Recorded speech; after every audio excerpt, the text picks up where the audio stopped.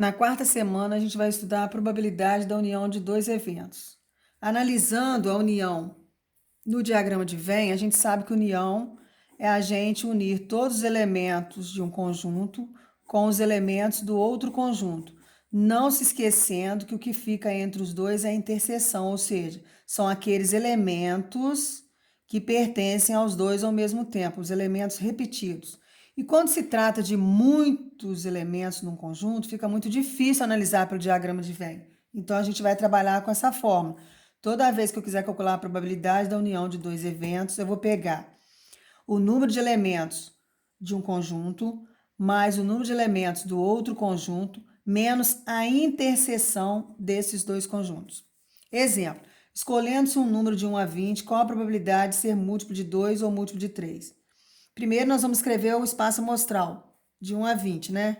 Que são 20 números no total. Múltiplos de 2 são aqueles números que tem na tabuada do 2. Então, 2, 4, 6, 8, 10, 12, 14, 16, 18, 20. Eu tenho 10 números no total de 20. Múltiplos de 3 são aqueles números que tem na tabuada do 3. 3, 6, 9, 12, 15, 18. Eu tenho 6 números no total de 20. Agora eu vou analisar quais números que estão repetindo nos dois conjuntos ao mesmo tempo. O 6, o 12 e o 18. Então, eu tenho 3 no total de 20. E agora eu monto essa informação aqui. Número de elementos dos múltiplos de 2, mais número de elementos dos múltiplos de B, menos a interseção de A com B. E agora eu resolvo 10 mais 6, 16, 16 menos 3, 13. Eu tenho 13 num total de 20. Como eu quero probabilidade, eu vou ter que escrever isso em forma de porcentagem, dividindo o numerador pelo denominador e o resultado multiplicando por 100, achando assim a porcentagem. Então, a probabilidade de ser múltiplo de 2 ou múltiplo de 3 é 65%. As atividades que vocês vão fazer estão na página 28. O número 1 diz o seguinte: numa urna são colocadas 20 fichas numeradas de 1 a 20. Escolhendo ao acaso uma dessas fichas, qual a probabilidade que o número nela escrito seja primo ou ímpar? Então, vocês vão escrever no espaço amostral os números de 1 a 20. E o primeiro conjunto vão ser os elementos, né? Que são números primos. Então, vocês vão escrever aqui. O segundo conjunto, os elementos que são ímpares. Escrever aqui. E depois a interseção. O número primo você chama de A, o ímpar você chama de B. Então, você vai montar o número de elementos que deu em A, mais o número de elementos que deu em B, menos a interseção, ou seja, quantos repetiram nos dois ao mesmo tempo. E aí vocês vão achar a probabilidade, dividindo o numerador pelo denominador e multiplicando por 100. Número 2. Numa escola foi realizada uma pesquisa sobre a preferência de seus alunos em relação aos esportes futebol e vôlei para a realização de torneios. Ao final da pesquisa, os dados coletados foram organizados de acordo com a tabela a seguir. Então, na tabela foi dado o seguinte: 275 preferem futebol, 210 preferem vôlei e 84 nenhum dos dois esportes. Como incentivo pela participação na pesquisa, a escola dará um prêmio a um dentre os 420 alunos que tem nessa escola que responderam à enquete. Para isso, o aluno será sorteado ao acaso. Aí na letra A está perguntando: tenha optado por ambos os esportes. Ambos os esportes significa o quê? A interseção, ou seja, quantos gostam de futebol e vôlei ao mesmo tempo. Para achar a interseção, basta você somar o número de alunos que gostam de futebol, mais o número de alunos que gostam de vôlei e aqueles que não gostam de nenhum. E esse resultado vocês vão tirar do número de alunos, que é 420, achando assim a interseção.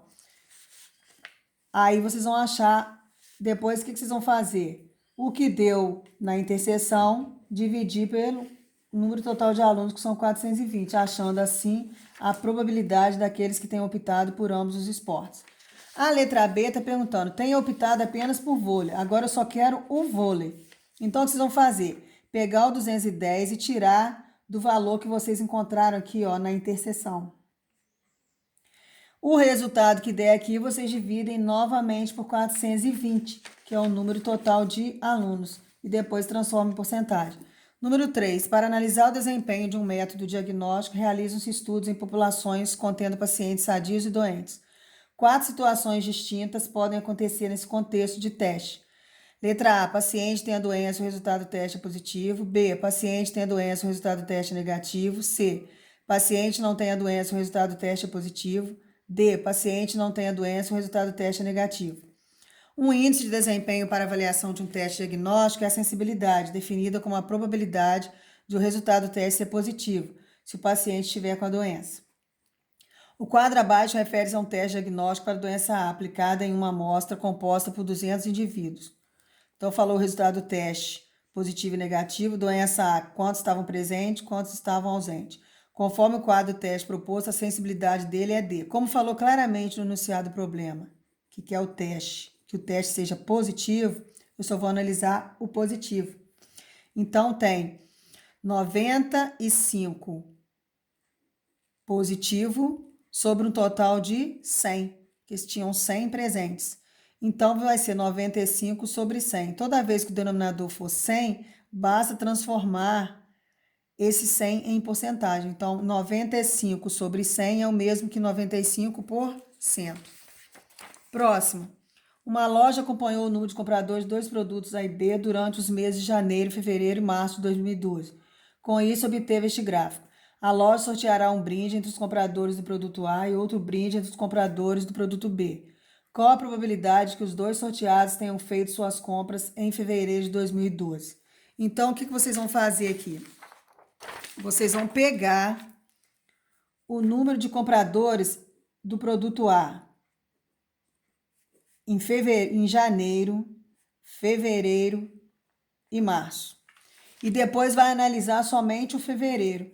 Fevereiro, quantos compraram o produto A? 30. Então, vai ser 30 sobre o total que deu aqui. Agora, vocês vão fazer a mesma coisa com o produto B.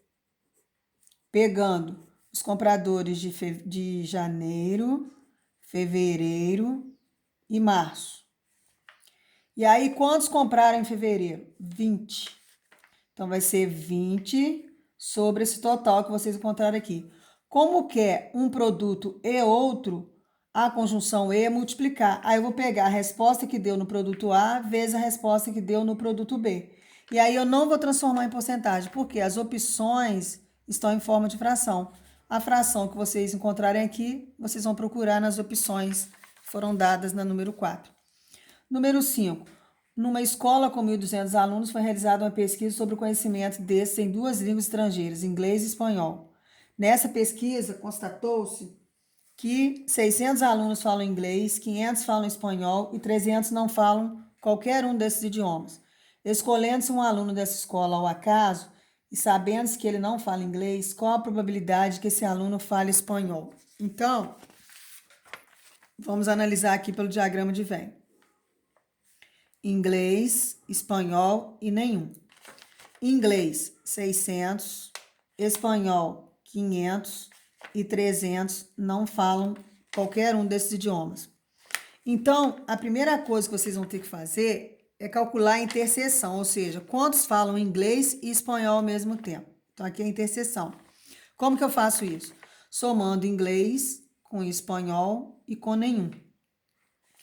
Aí, o resultado que der, eu vou diminuir do número de alunos da escola, que são 1.200. Aí, eu encontrei o valor da interseção. Feito isso, agora eu vou analisar aqui, ó. Não fala inglês. Quantos não falam inglês? Então, você vai pegar o espanhol, tirar do valor da interseção que você vai encontrar aqui.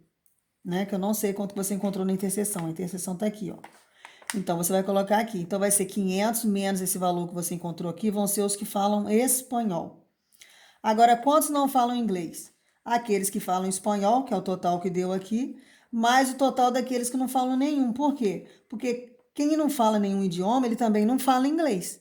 Então, eu vou pegar o total que deu no espanhol e dividir pela soma dos que não falam, ó, os que não falam inglês e os que não falam nenhum. O resultado vocês vão procurar aqui, ó, em forma de fração, não é para dividir o de cima pelo de baixo, transformando em porcentagem, porque a resposta está em forma de fração, tá bom? Agora, número 6. O psicólogo de uma empresa aplica um teste para analisar a aptidão de um candidato a determinado cargo. O teste consiste em uma série de perguntas cujas respostas devem ser verdadeiro ou falso, e termina quando o psicólogo fizer a 10ª pergunta ou quando o candidato der a segunda resposta errada. Com base em testes anteriores, o psicólogo sabe que a probabilidade do candidato errar uma resposta é 0,20. Então, se errar é 0,20, acertar vai ser 0,80. A probabilidade do teste terminar na 5ª pergunta é. Então, a gente já sabe que a 5ª ele vai ter que errar. Então, eu coloquei 5 tracinhos aqui para a gente analisar. 1, 2, 3, 4, 5. A 5ª ele já vai errar de cara. Então, ele pode errar mais uma. Então, ele pode errar ou a primeira, ou a segunda, ou a terceira, ou a 4ª. Então, ele tem 4 possibilidades de errar. Ou na primeira, ou na segunda. A conjunção ou é somar, tá? Agora, a gente tem o quê? 5 possibilidades, né? Então, essa aqui a gente sabe que ele tem que errar. Como é que ele pode errar ou na primeira, ou na segunda, ou na terceira, ou na 4ª? O que eu fiz? Vamos supor que ele acertou a primeira, errou a segunda, acertou a terceira e acertou a 4ª. Porque ele só pode errar 2. Então, o que a gente vai fazer? Cada vez que ele errar, é 0,20. Cada vez que ele acertar, é 0,80. Porque é o que sobra. Então, 0,80. E agora basta vocês fazerem essa conta. 0,80 vezes 0,20 vezes 0,80 vezes 0,80 vezes 0,20. A resposta vocês vão marcar aqui, ok? Então, boa sorte aí nas atividades. Espero que vocês tenham entendido e qualquer dúvida é só perguntar.